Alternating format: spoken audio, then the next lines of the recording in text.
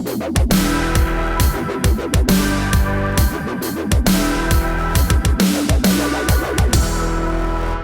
World War II, George Orwell famously said that Britain's pacifists were, and his words, objectively pro-fascist. Not that pacifists wanted to wear swastikas or kill the Jews or anything like that, but by preaching pacifism during war, they would allow Hitler to win, thus making them objectively pro-fascist. The question we need to ask today in the 21st century is, are American social media companies objectively pro-terrorist?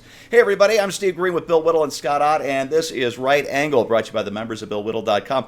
And gents, there was a great column just earlier this week from National Review's Sam Westrop.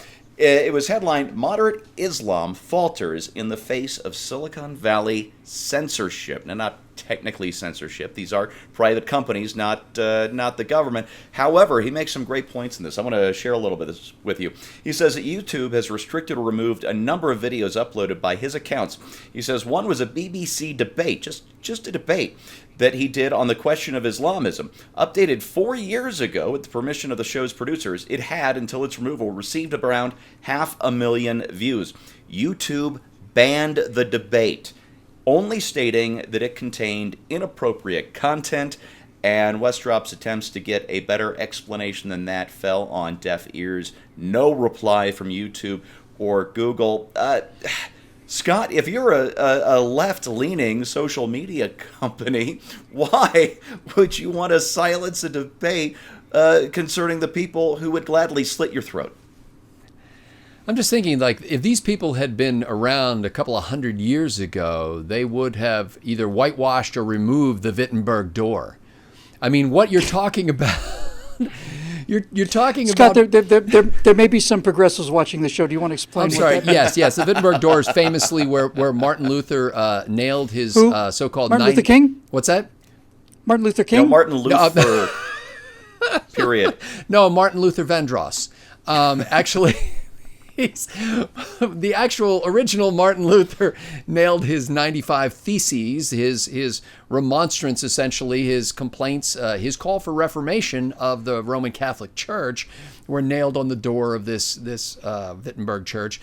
And what it resulted in was the entire Protestant movement of Christianity, which has become huge around the world. You may have heard of it. What's that? I said you may have heard of it. You may have heard of it. Oh, yes, you may have heard of Protestantism. But what they're doing is, what YouTube and others are trying to do is actually silence a reform movement inside of a religion that desperately needs reform. I mean, and that's the best possible spin I can put on Islam and radical Islam. But these are people from within the faith who are trying to change it. As I mentioned to our members-only episode of the Backstage Right Angle this week, Southern Poverty Law Center recently settled out of court with a guy who was one such reformer. They had to pay him $3.75 million because they had classified him in some sort of public list of people who are anti-Muslim haters. And he's not. He's a reformer. Southern Poverty Law Center looked at Ayaan Hirsi Ali the same way. I've read 2 of Ayaan Hirsi Ali's books. She, at the beginning of things, really was kind of a reformer to her faith, but after a while she was, kind of, hey, we do need to toss out the baby with the bathwater. This religion cannot be reformed. And she's, for at least at the last book I read, for all intents and purposes, she's agnostic to atheist at that point. But you've got to let people speak their minds if you claim to be a liberal. I mean, liberalism, if anything... They're not liberals. They're not. That's the thing. That proves the lie. That's why you have to call them progressives. Yeah. And wait, that doesn't work either, because it's really regressive, because they want to go back to a time where the only kind of speech that was acceptable is that which was financed by the king and approved thereby. Oh boy, I just had a thought, but Scott, I'm going to save it for the conclusion because I have no idea going into this what I was going to say to wrap this up. But thank you for helping me think of it, Bill. The next piece I want to quote is also from Sam Westrop's column. He said, "Censorship of anti-Islamist voices by Silicon Valley is now an almost weekly occurrence.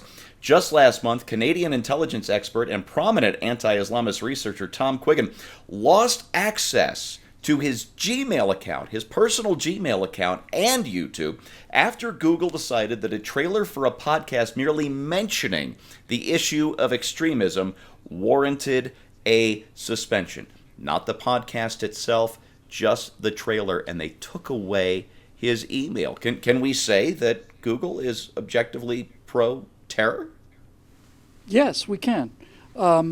And for a reason, and I'll get to that in a second. Before we do, just a chance for me to jump in on something that's been bothering me for a long time. Scott mentioned the case of the moderate Muslim who's slandered by the Southern Poverty Law Center, and they also did the same thing to Ayaan Hirsi Ali. I don't know about this other gentleman, but I know Ayaan Hirsi Ali is neither Southern nor poor. So my question is, what does that have to do with the Southern Poverty Law Center? And we all know the answer to this. The reason I bring it up is because I've never heard anybody just come out and say it. Southern poverty is what they use as a fig leaf to mean we're studying white racists. You see, we're going after white racists. That's why they have Southern Poverty Law Center. It's the attack the white racism law center is what they're claiming to be, when in point of fact, they're simply another fascist organization funded by bad people. Now, indeed. Look, this episode of Right Angle that you're going to see, take a look at the numbers below it. It'll probably be somewhere between 5,000 and 10,000 views, somewhere in that general neighborhood. If it does really well, it might do a little bit better than that. If you go to my YouTube page, you'll see that I have 107,000 subscribers, which is not a gigantic number, but 107,000 people have hit the subscribe button in order to see these videos. And I assure you that this has not gone out to 107,000 different YouTube viewers. I assure you. Because if it had, and if they all had, then the people who run Google and YouTube would be somewhat slowed down in their plans for world domination according to this new elite. There are some people that just can't shake this, Steve. You know, it's just like Scott said, there's nothing progressive about this. This Silicon Valley elite is convinced, in the same way that those FBI agents were and everything else, that they're so much smarter than everybody and they've got all the answers, and that basically the American people and the people of the world, for that matter, are a food source for them to make money off of, but they know what's better for us than we do, because they're not filled with all the horrible bigotry and prejudices that the regular non-Silicon elite are. And you hear this all the time when you hear Zuckerberg speak or some of these Google executives speak. Just parenthetically, another thing you hear them speak of is all of them are talking about this coming artificial intelligence revolution. All of them are terrified of it, and all of them are spending as much money as they can to make it happen as quickly as possible. I find that strange somehow. But yes, of course it's being suppressed. And by the way, I mean this, if anybody can think of a way to put me in touch with one of these moderate Muslims, I would be delighted to have a conversation with this person, and that would be enthusiastically suppressed. But I'd be delighted to have a conversation with somebody like this. Delighted. I consider a person like this to be a spiritual ally in the cause of freedom. Absolutely. And I would love to talk to them about this. And to answer your question, the reason it's being suppressed is because it's very simple. You just have to follow the logic. Everything that they do to suppress the right, everything they do in their politics, every lie they tell about Trump and conservatives and everything else, is that we're a bunch of racists and homophobes and Islamophobes. Kanye West saying he supports Donald Trump was catastrophic for the left because it's hard to portray Kanye West as an old white racist. That's right. So, if it turns out that there are actual Muslims who are saying that there is indeed a serious problem with the violence and intolerance of radical Islam, then by the laws of identity politics, these people have to be taken seriously because they can't be Islamophobic because they're Islamic, you see? And so since they are Islamic and saying that there's a problem with Islam, this destroys the narrative in a way that me saying there's a problem with Islam can't, because I can be dismissed as an Islamophobe. I don't know how I'd be an Islamophobe if I'm a worshiper of Islam, you see? So this has to go away, not because so much they're pro-terrorist, Steve, as because the thing you need to understand, that everybody needs to understand about the progressives, is the progressives will side with anybody in order to defeat what they call conservative America. They are so opposed to individual freedoms, individual rights, limited government, low taxes, firearm ownership, all of it, that we're the ones who have to be destroyed. And whatever they have to do to form an alliance to destroy those people, those Trump people, then that's what they'll do. And it's inconvenient for them to have Muslims saying that there's a problem with the Islamic religion, and so that problem is swept down the same memory hole as all of our videos and all the messages from Prager and everybody else that these elites have decided that you can't see because it's not in their interest financially or politically for you to see them. All right. I've got one more quote from the column here. Let me see if I actually want to go with this. Yeah, I do. Westrop wrote, part of Silicon Valley's current reasoning for censoring hate speech, and he used the scare quotes there, is that as a key component in counterterrorism efforts, ostensibly, censorship helps to reduce online radicalism. That's the thinking. But Facebook, Google, and other tech companies do not apply the heavy hand of censorship equitably. While counter-extremist activists and moderate Muslims are silenced, plenty of genuine terrorist content remains online at places like YouTube, Facebook, and Twitter. And let me tell you who's really trying to help things along, and I wish him good luck trying to shut this guy up, is Saudi Crown Prince bin Salman.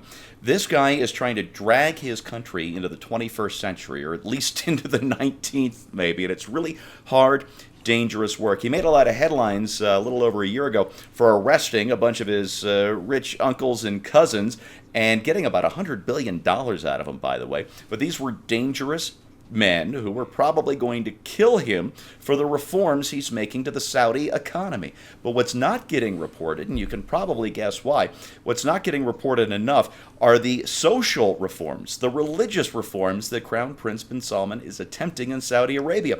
He is letting women drive. He's opening up movie theaters showing Western movies with no more censorship than you get in a moderate country like Jordan or Morocco. He is doing these things because, just like these people that YouTube and all the rest are censoring, he understands that there are problems in his religion that is holding an entire region, an entire people back in the 7th century. And he may die trying to drag them forward, but he is actually trying this. And as I said just a moment ago, I would really like to see YouTube, Twitter, and Facebook try to shut this guy up. But what I'm afraid we are seeing is the media paying so little attention to his reforms that people here in the West are unaware of the very real struggle for the soul, if I can use that word, of Islam. So best of luck to the Crown Prince, and well, I don't know what to tell the American social media companies other than this. If you don't want us to think you're on the other side, stop acting like it. And that's your right angle on that. Brought to you by the members of BillWhittle.com. If you like what you see, click on over, become a member yourself. We'd love to have you on board. Thanks for watching. We'll see you next time.